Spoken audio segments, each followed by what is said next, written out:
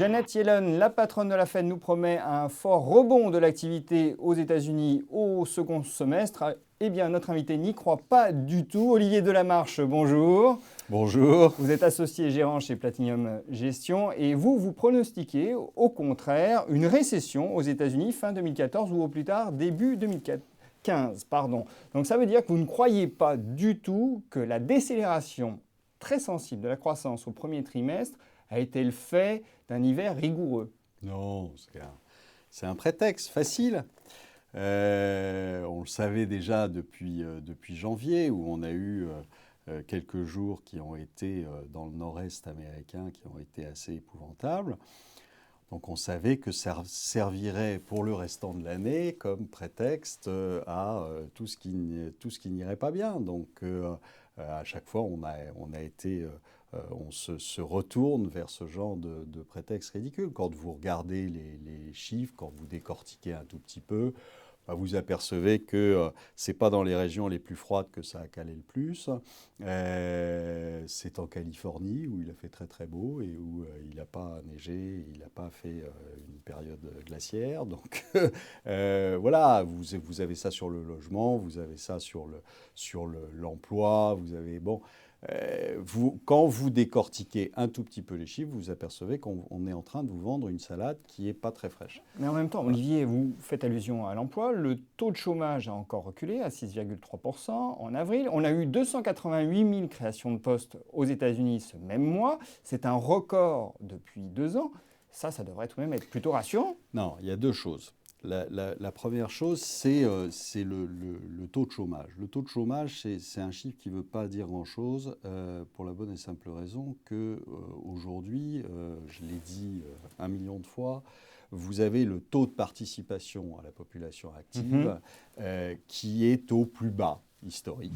D'ailleurs, on voit un graphique qui apparaît. Voilà, qui est au plus bas historique. Et ça veut dire quoi ? Ça veut dire tout simplement que vous avez pas mal de gens qui sont sortis complètement des statistiques et qui ne travaillent pas. Alors, si vous voulez, on peut ne pas les appeler chômeurs si ça dérange quelqu'un, mais ce sont des gens qui ne travaillent pas. Donc, s'ils ne travaillent pas, ils n'ont pas de revenus.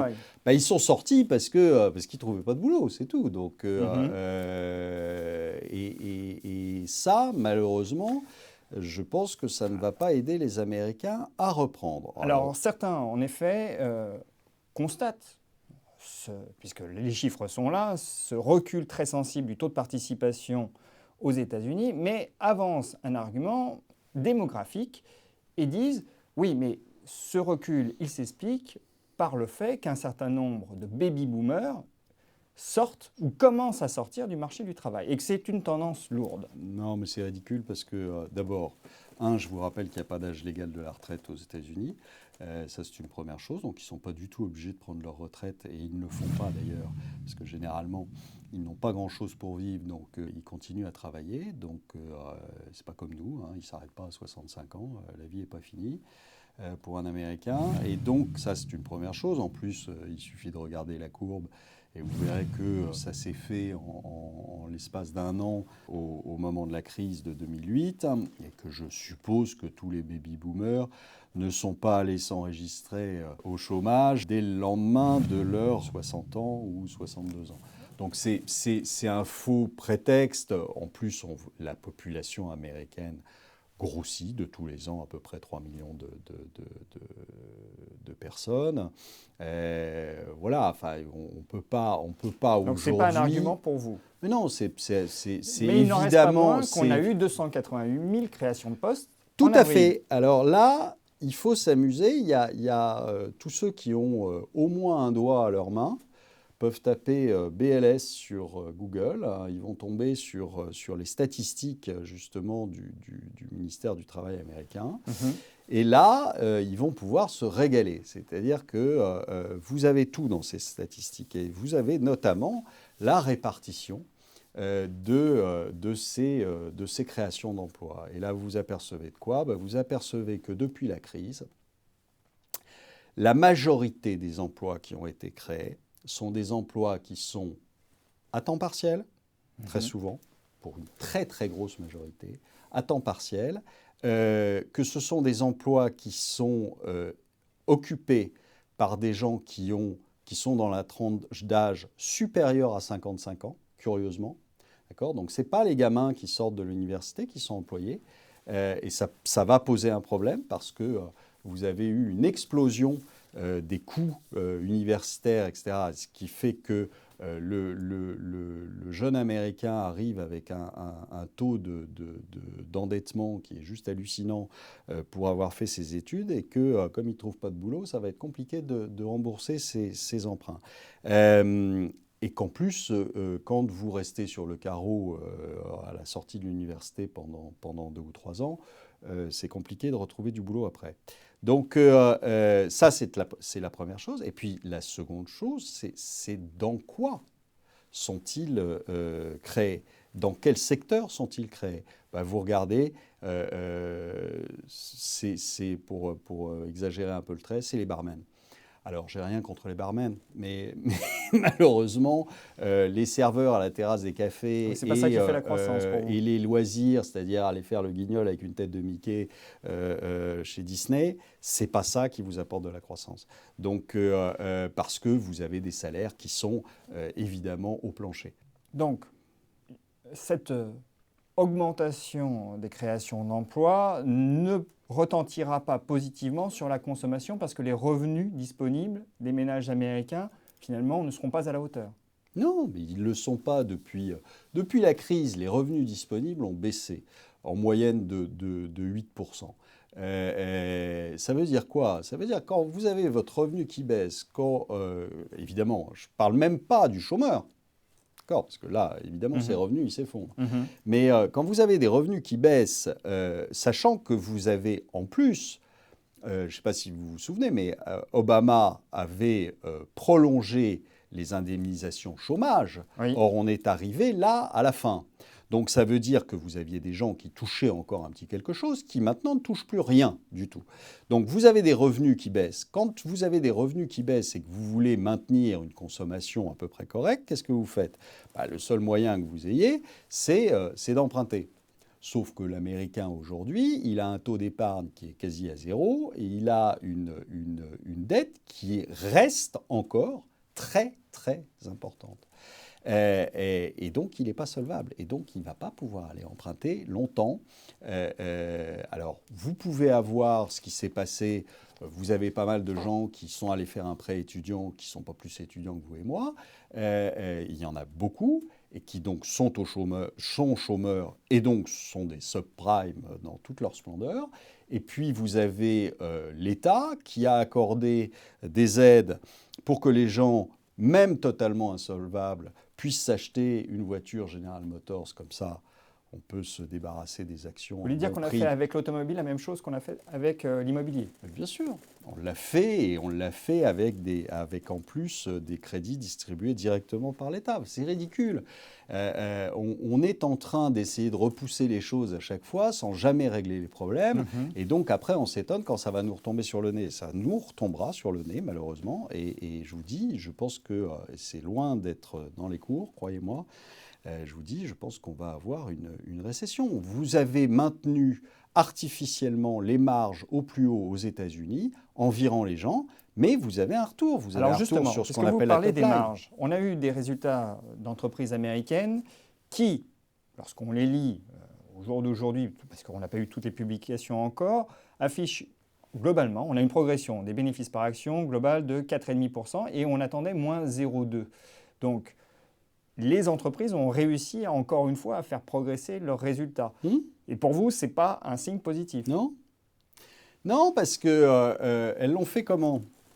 Vous avez, ça rejoint ce qu'on disait sur la politique déflationniste des entreprises. Vous faites quoi quand vous voulez augmenter votre marge et quand vous voulez conserver votre marge et vos résultats ? Parce que vous remarquerez qu'en revanche, au niveau de la top line, au niveau du chiffre d'affaires, c'était nettement moins bon qu'attendu. Et donc, qu'est-ce que vous faites ? C'est tout simple, vous coupez dans les investissements. Déjà, première chose. Ce qui obère un tout petit peu votre capacité à faire de l'argent un petit peu plus dans quelques temps. Et puis la deuxième chose, c'est que vous virez. vous faites une productivité immédiate. Mhm. Alors, c'est assez facile, hein, surtout aux États-Unis. Vous virez, vous obtenez donc des taux de chômage comme on n'a jamais connu jusqu'à maintenant. Vous virez tout le monde. Instantanément, vous avez votre marge qui est maintenue, sauf que maintenant, malheureusement, vous avez l'effet boomerang. Et l'effet boomerang, c'est que les gens que vous avez virés, évidemment, ils ont des revenus qui sont en baisse. Et donc, à partir de ce moment-là, ils n'achètent plus vos produits. Et donc, vous êtes à un moment, vous prenez le retour. Et quand vous aurez des chiffres d'affaires qui auront baissé suffisamment, que vous ne pourrez plus améliorer votre productivité, parce qu'il y a un moment où ça s'arrête, hein, il y a un moment où vous ne pouvez pas continuer, et ben donc à ce moment-là, vous aurez une récession. Et vous le voyez aujourd'hui au niveau des LBO, des grandes fusions, etc. C'est le même principe. C'est-à-dire que quand vous faites une grande fusion, qu'est-ce que vous faites derrière? Ben, vous virez. Parce que vous n'avez pas le choix, parce que vous avez des doublons, parce que, etc. Et on sait très bien que c'est destructeur de valeur. Et généralement, c'est vrai que les mouvements de fusion-acquisition couronnent la fin d'un cycle. Hein. Et oui, mais c'est logique. Ça veut dire quoi? Ça veut dire qu'ils n'ont plus devant eux de croissance organique. Alors on dit, mais c'est la confiance qui revient. Non, pas du tout. C'est pas du tout, c'est même l'inverse. C'est parce qu'ils savent très bien qu'ils ne pourront pas faire de la croissance organique et que donc le seul moyen pour eux de retrouver de la croissance, c'est quoi? Ben, c'est d'aller faire de la croissance externe.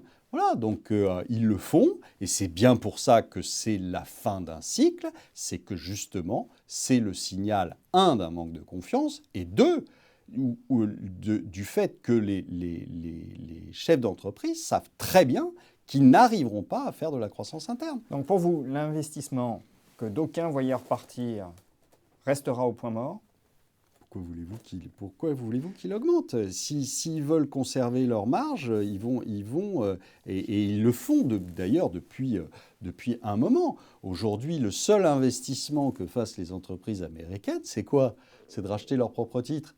Alors évidemment, après, en effet, ça vous donne ce qui s'est passé là à la publication des résultats. Je rappelle quand même qu'en 2013, ils ont racheté entre 500 et 600 milliards de dollars de titres, ce qui n'est pas rien, hein, une bonne moitié de QE, hein, de quantitative easing. Et donc tout ça, ça vous donne des BPA qui sont réglés aux petits oignons à 1 cent de mieux que ce que le consensus attendait, comme toujours, sauf qu'ils ratent leur coup sur les chiffres d'affaires et que c'est quand même le nerf de la guerre. Hein. Moi, je veux bien qu'on fasse du résultat. Le résultat, vous savez, c'est quand même très facile dans ce genre d'entreprise d'en faire un peu ce qu'on veut. On le fait à la main. Hein. Le président dit « je veux tant » et croyez-moi, les comptables, ils y arrivent. Donc, bien motivés, ils y arrivent. En termes d'investissement, évidemment, il faut se tenir à l'écart du marché action américain. Bien sûr, mais pas que lui. S'il n'y avait que lui, ce serait facile. Non, il faut se tenir à l'écart du marché américain, il faut se tenir à l'écart, on l'a dit tout à l'heure, du marché japonais, et ô combien à l'écart de tous les marchés japonais.